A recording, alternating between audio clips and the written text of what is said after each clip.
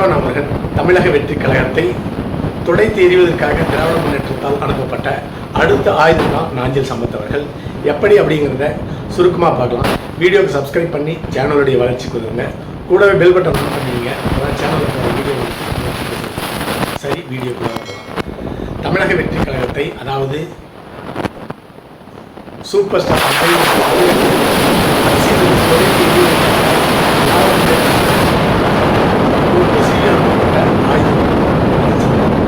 இந்த ஆயுதம் ஒரு நவீன ஆயுதம் எடுத்துக்கொள்ள வேண்டும். ஏன்னு கேட்டிங்கன்னா, கரூர் சம்பவத்தில் செந்தில் பாலாஜி வச்சு தமிழக வெற்றி கழகத்துடைய கதையை முடிச்சுட்டாங்க.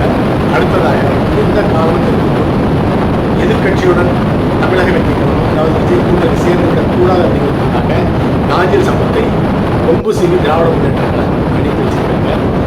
நாஞ்சில் சம்பத்தினுடைய பேச்சை விஜய் அவர்கள் கேட்கக்கூடாது. அப்பொழுது விஜய் அவர்கள் சரியான முடிவை எடுக்க வேண்டும். தற்பொழுது விஜய் அவர்கள் சரியான முடிவு தான் எடுத்திருக்கிறாரு. தற்பொழுது மட்டுமல்ல, எப்பொழுதுமே தமிழக வெற்றி கழகத்தினுடைய தலைவர் விஜய் அவர்கள் சரியான முடிவு தான் எடுத்திருக்கிறாரு. அந்த முடிவு என்னன்னு கேட்டீங்கன்னா, அண்ணா திராவிட முன்னேற்ற கழகம், திராவிட முன்னேற்ற கழகம் மற்றும் பாரதிய கட்சி, இந்த 3 கட்சி இருக்கிற கூட்டணி சேர மாட்டேன்.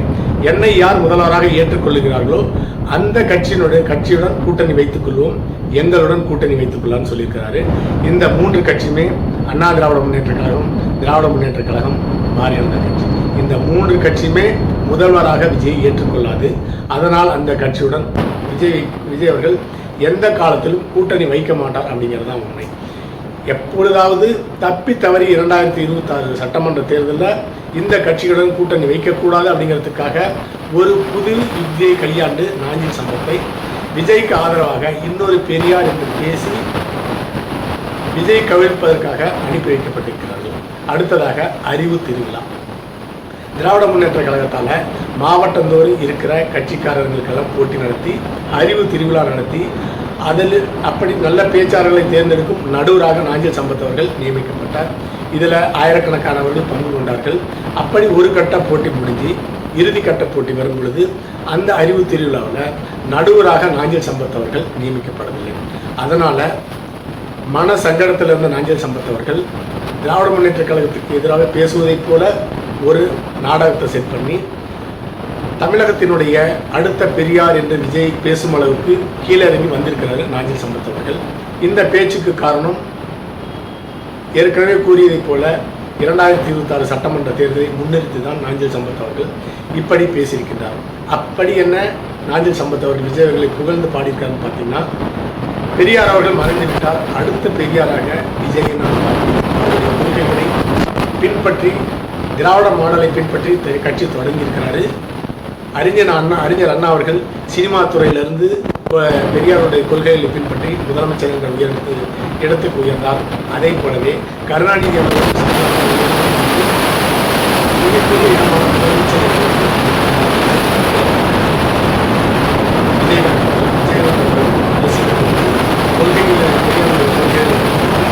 எதிர்கட்சி தலைவர்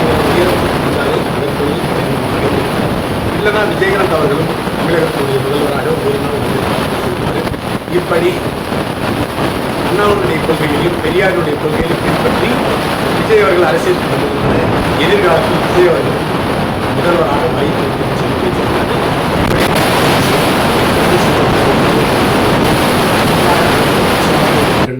குறிப்பாக தமிழக வெற்றி கழகத்தினுடைய தலைவர்கள் விஜய் அவர்கள் மிக கவனமாக இந்த பேச்சை கேட்க வேண்டும்.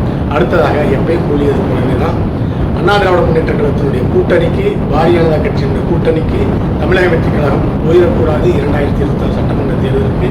அப்படிங்கிறதுக்காக தான் இந்த நாஞ்சில் சம்பத்தினுடைய பேச்சு பேசப்பட்டிருக்கிறது என்று நன்றாக புரிந்து கொள்ள வேண்டும்.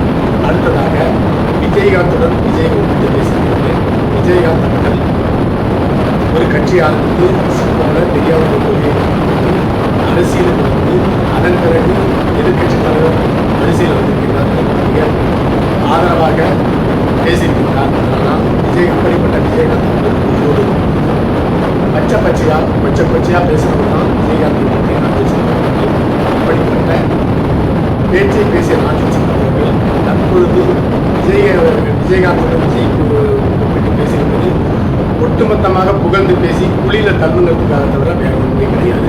அடுத்ததாக அண்ணா திராவிட முன்னேற்ற கழகம் மற்றும் திராவிட முன்னேற்ற கழகத்துடன் கூட்டணி கிடையாதுன்னு ஏற்கனவே விஜய் அவர்கள் அறிவித்திருக்கார். கனவுல கூட தமிழக வெற்றி கழகத்தினுடைய தலைவர் விஜய் அவர்கள் பாரதிய ஜனதா கட்சி மற்றும் அண்ணா திராவிட முன்னேற்ற கழகத்தினுடைய கூட்டணிக்கு போகக்கூடாதுன்னு மிக பயந்த நிலையில் இருக்காங்க. விஜய் கட்சி ஆரம்பித்த முதல் கொண்டு ஒவ்வொரு மாநாட்டிலையும் விஜயனுடைய வளர்ச்சியை பார்த்து பயந்து போன திராவிட முன்னேற்ற கழகம் கரூர் வச்சு சம்பவம் பண்ணி முடிச்சுட்டாங்க. தமிழக வெற்றி கொஞ்சம் கொஞ்சமாகவே முடிச்சுட்டாங்க. இந்த சம்பவத்திற்கு பிறகு இந்தியா முழுக்க விஜய் மேல வெறுப்பு வருவதற்கு பதிலாக திராவிட முன்னேற்ற கழகம் தான் இந்த 41 பேர். அதனால திராவிட முன்னேற்ற கழகத்துடைய கட்சி மேல ஒட்டுமொத்த தமிழக மக்கள் இந்த சமயத்துல தமிழக வெற்றி கழகம் அண்ணா திராவிட முன்னேற்ற கழகத்துடைய கூட்டணிக்கு போகக்கூடாது அப்படின்னு நினைச்சிட்டு இருக்காங்க. அது விஜயனுடைய எண்ணமும் கிடையாது. அண்ணா திராவிட முன்னேற்ற கழகத்துடைய கூட்டணிக்கு போற எண்ணமும் விஜய்க்கு கிடையாது. இருந்தாலும் எதிர்காலத்தில் விஜய் வளர்ந்துடக்கூடாது அப்படிங்கிறதுக்காக அவரை முடித்து கட்ட திட்டமிட்டு தான் பேச்சு நாஞ்சில் சம்பத்தினுடைய பேச்சு அமைத்து கட்டியிருக்கிறார்கள். அடுத்ததாக சேட்டலைட் ஊடகங்கள் டிஜிட்டல் ஊடகங்கள் பேச்சாக பேசப்படுகிறார்கள். சேட்டலைட் டிஜிட்டல் ஊடகங்கள் விவாதங்கள் நடத்தி பெரியாருடைய கொள்கைகளின் அடுத்த பெரிய சொல்லி நேரம் தூக்கி போய் அங்கிருந்து தூக்கி போடுறதுதான் டிஜிட்டல் ஊடகங்களுடைய அதற்கு மிகப்பெரிய தொகையை செலவு செய்து விஜய் அவர்கள் அரசியல் முக்கியவர் அனுபவம் அந்த கட்சியினுடைய 2ஆம் கட்ட தலைவர் அரசியலில் பெரிய அளவில் கரூர் சம்பவத்தில் மிகப்பெரிய சோதனை நடத்தியிருக்கிறார்கள். அப்படிப்பட்ட நேரத்தில் நாஞ்சில் சம்பந்தவர்களுடைய பேச்சை நம்பக்கூடாது. ஏற்கனவே விஜய் எடுத்த கூட்டணி இல்லைங்கிற முடிவு மிக சரியான முடிவு. அவர் எதிர்காலத்தில் 10 வருஷம் கட்சி முதலமைச்சராக எதிர்கட்சி தலைவராக கண்டிப்பாக ஆனால் எந்த ஒரு பெரிய கட்சியுடன் விஜய் கூட்டணி சேராமல் தனித்தனித்தால் அவர் ஒரு